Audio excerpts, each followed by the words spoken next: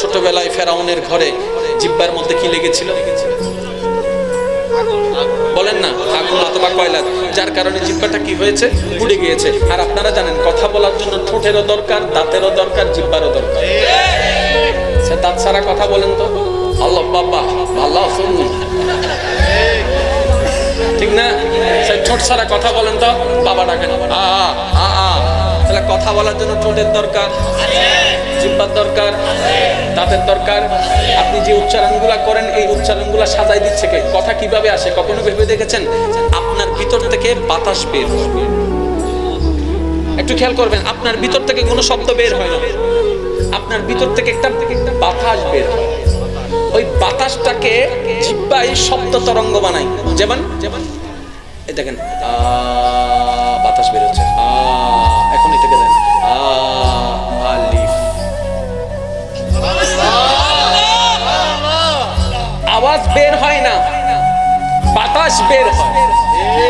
ওই আওয়াজটা বাতাসটাকে জিহ্বায় রং লাগায়, ঠিক না? ঠিক।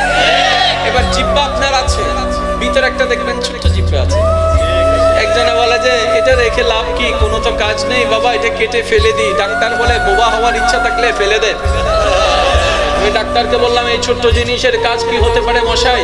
ডাক্তার বলে এটাই তো সেই জিনিস যে জিনিসটা তোর কথাটাকে সাজাই দেয়, ভয়েসটাকে লাউড করে, ভয়েসটাকে স্ট্রং করে, ভয়েসটাকে মধুর করে, ভয়েসটাকে সুন্দর করে। এটা ভয়েস অফ তরঙ্গ, তরঙ্গের মতো করে এটা কাজ করে। তার আলা জিহ্বার কাজ আছে, জিহ্বার কাজ আছে, দাঁতের কাজ আছে, ঠোঁটের কাজ আছে। সবকিছু মিলে যখন এবার এত সুন্দর আওয়াজ বের হচ্ছে, কত সুন্দর সঙ্গীত বের হচ্ছে, কত সুন্দর সং বের হচ্ছে, কত সুন্দর কবিতা বের হচ্ছে, কত সুন্দর আওয়াজ বের হচ্ছে, কত সুন্দর গদ্য বের হচ্ছে, কত সুন্দর প্রেমের কথা বের হচ্ছে, কত সুন্দর ভালোবাসার কথা বের হচ্ছে। এবার বান্দা হঠাৎ করে ভাবতে লাগলো, আমি এত সুন্দর করে কথা বলতে পারি, মানুষ শুনে মুগ্ধ হয়ে যায়। আমি এত সুন্দর কবিতা পড়ি, মেয়েরা পর্যন্ত আমার দলে চলে আসে। এই আওয়াজটা কে দিল? এই জিহ্বাটা কে দিল? এই ঠোঁটটা কে দিল? এই দাঁতটা কে দিল?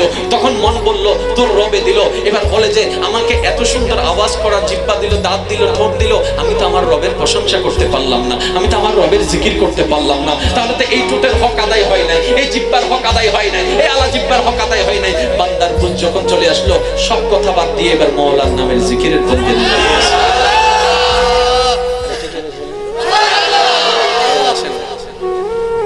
সবার জীবনে কষ্ট আছে না? কষ্টের ওষুধ নেন, কষ্টের ওষুধ নিবেন নি? একটা ওষুধ 5 টাকা নিবেন নি? আবার দেখেন 5 টাকার মধ্যে 2% ব্যাট কেটে পেলেন না। আমার কথা কি আপনারা বুঝছেন? বুঝতেছেন কথা? মুসা নবী আল্লাহর পয়গম্বর জগতে যাবে, কথা বলতে জিহ্বাটা পুড়ে যাওয়ার কারণে অস্পষ্ট হতো, শব্দ স্পষ্ট বলেন না, শব্দ স্পষ্ট। কথা বলার সময় স্পষ্ট কথা বলতে পারতেন, একটু অস্পষ্ট হতো, উচ্চারণগুলো একটু অস্পষ্ট হতো। এবার বলনেওয়ালা বলে আপনি না কালিম, বলনেওয়ালা বলে আপনি না মুসা, বলনেওয়ালা বলে আপনি না নবী, আপনি না রসুল, আপনি না জলিলুল কদর, আপনার নাম অনেক শান, আপনার নাম অনেক মান। হ্যাঁ, আপনি নাকি দোয়া করলে দোয়া কবুল, বলে যে হ্যাঁ তো আল্লাহ আমাকে এই সুযোগ দান করেছেন। আরো জোরে বলতে হবে। আপনি কেমন নবী হলেন, নিজের জবানটাই ঠিক করতে পারলেন না? ভাবেন, প্রশ্নকারীর প্রশ্ন আর কি, প্রত্যেক সময় তো থাকে এরকম কোসা দেয় নেওয়ালা। আপনার দোকান আপনি করছেন, আপনার ব্যবসা আপনি করছেন, একজন আসবেন দেখবেন অহেতুক এসে কোসা লাগাই, তার খাই দেয় আর কোনো কাজ, শুধু অন্যের হাতে কি আছে সেটা দেখে, নিজের কাছে কিছু নাই, অন্যের কাছে কি করো, এটা কোনো কথা হইল? কথা বলেন না কেন? আওয়াজ দিতে হবে তো ভাই, ঠিক কিনা? বলনেওয়ালি খোঁচা দিচ্ছে, কেমন নবী হলেন? মানুষকে তো নবী বলে বেড়ান, কালিমার দাওয়াত দিচ্ছেন, কেমন নবী আপনি হলেন? আপনার জবানটাই আপনি ঠিক করতে পারছেন না। নিশ্চয়ই আল্লাহর সাথে আপনার কোনো কানেকশন হয়তো নাই, মানুষকে বলে বোঝাচ্ছেন আপনি কানেকশন তো নাই। কানেকশন থাকলে তো দোয়া করতেন, জবানটা ঠিক হয়ে যেত। বলনেওয়ালা অপবাদ দিতেই আছে, মুসা নবী চুপ হয়ে আছে, ধৈর্য ধরতেই আছে, ধৈর্য ধরতেই আছে, ধৈর্য ধরতেই আছে, ধৈর্য ধরতেই আছে।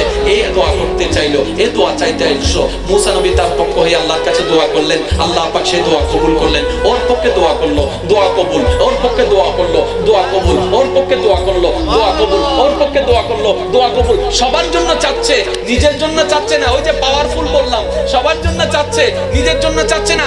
দোয়া কবুলের সুযোগটা নিজের জন্য ব্যবহার করছে না, অন্যের জন্য ব্যবহার করছে, অন্যের জন্য ব্যবহার করছে। হাজার জনে হাজার টানা দিচ্ছে, হাজার জনে হাজার অপবাদ দিচ্ছে। মুসা পয়গম্বর অন্তর ব্যতীত হয়ে যাচ্ছে, হাজার জনের কথা শুনতে আছে কিন্তু নড়ে না, কিন্তু আপত্তি জানায় না, আল্লাহর দরবারে ফরিয়াদ জানায় না, আল্লাহর দরবারে কোনো আপত্তি জানায় না। আল্লাহ একদিন দেখতে আছে, 2 দিন দেখতে আছে, 3 দিন দেখতে আছে, 1 সপ্তাহ হলো, 1 মাস হলো, 1 বছর হলো, 2 বছর হলো। দেখেন মুসা কথা বলে না, মুসা কোনো অপবাদ জানে না, মুসা কোনো আপত্তি জানে না, মুসা কোনো নারাজি দেখায় না। মুসা বলে আলহামদুলিল্লাহ, তুমি যেভাবে দিয়েছো সেভাবে খুশি আছি, যেভাবে দিয়েছো সেভাবে খুশি আছি, যেভাবে রেখেছো সেভাবে খুশি আছি। ওনার ধৈর্য পরীক্ষা যখন আল্লাহর যেদিন পছন্দ হয়ে গেল, মুসাকে বলে আল্লাহ, আল্লাহ মুসাকে বলে ও মুসা, ও মুসা, ও মুসা, জিহ্বা দিয়েছে এমন কথা বলতে কষ্ট হয় কিন্তু নারাজ হও নাই কেন? মুসা বলে আল্লাহ আমি তো তোমার, তোমার যেমনে রাখতে ইচ্ছা করে তুমি সেভাবে রাখো, আমি বান্দা হয়ে আপত্তি করার তো কোনো সুযোগ নাই। মুসাকে আল্লাহ পাক বলে মুসা তোমার এই ধৈর্য আমার পছন্দ হয়েছে, আজকে জবান ভালো করে নাই বলে, কথা বলতে পারো না বলে মনে কষ্ট। মুসা রে জমিনে থাকো না, দূর পাহাড়ে চলে আসো, দূর পাহাড়ে চলে আসো, তোমার ধৈর্যের নিয়ামত দেওয়া হবে। আল্লাহ কি দিবা? রব্বে করিম বলে আমি কারো সাথে ডাইরেক্ট কথা বলি না, তোমার সাথে আজকে থেকে ডাইরেক্ট কথা বলা শুরু করব। আল্লাহু আকবার।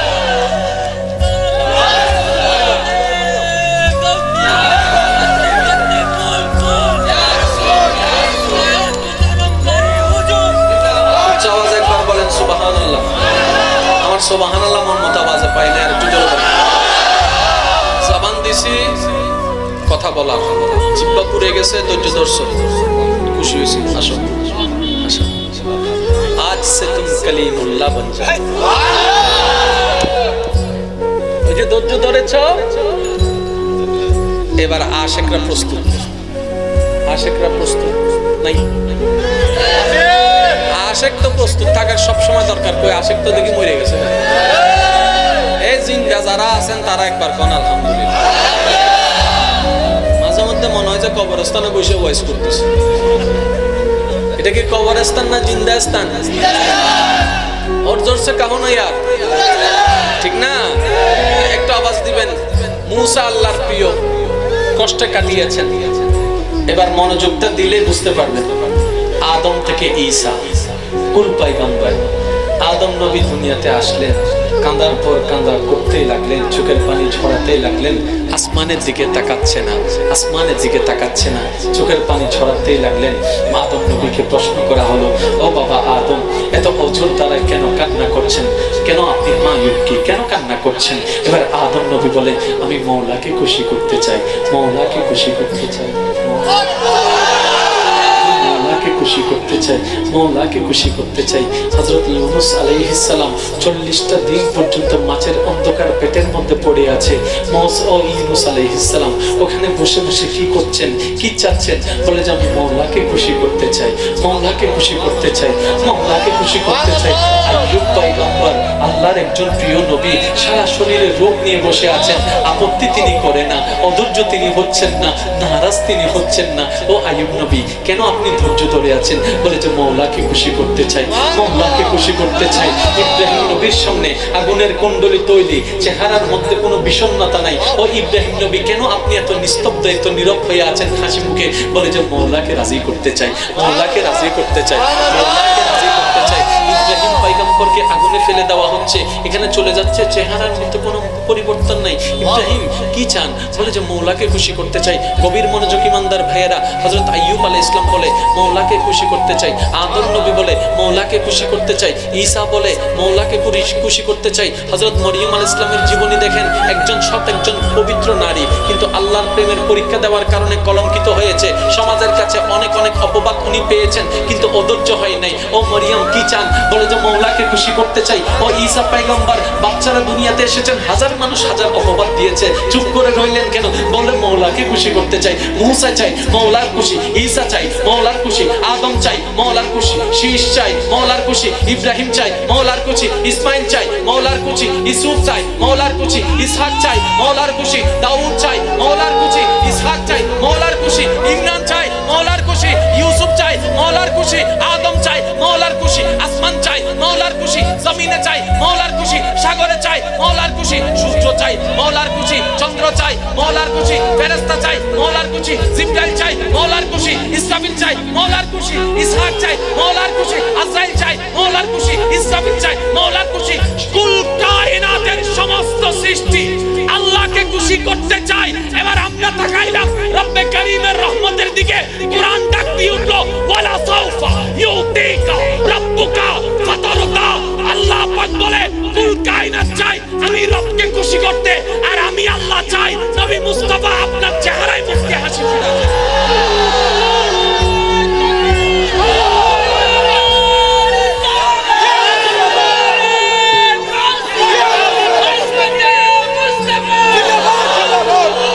সবার নজর আল্লাহর দিকে। আমি আমার নবীর কথা বলছি না তো, আমি আমাদের নবীর কথা বলছি।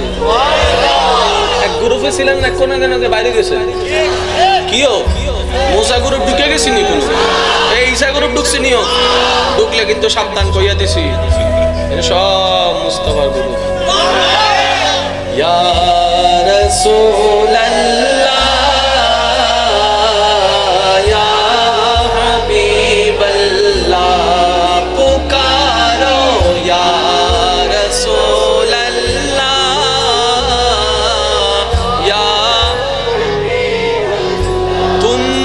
करके उनका चर्चा अपने दिल चमकाओ,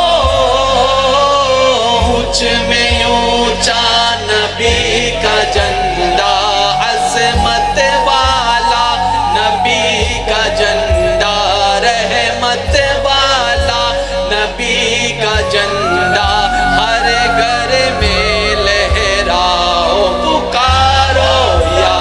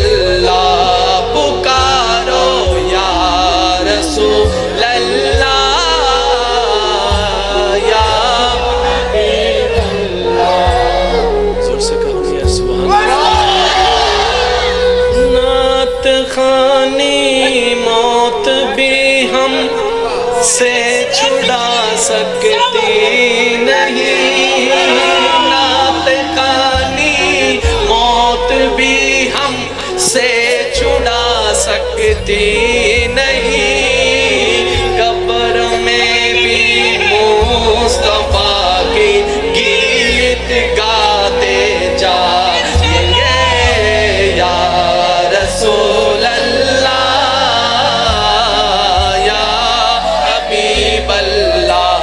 पुकारो या रसूल अल्लाह,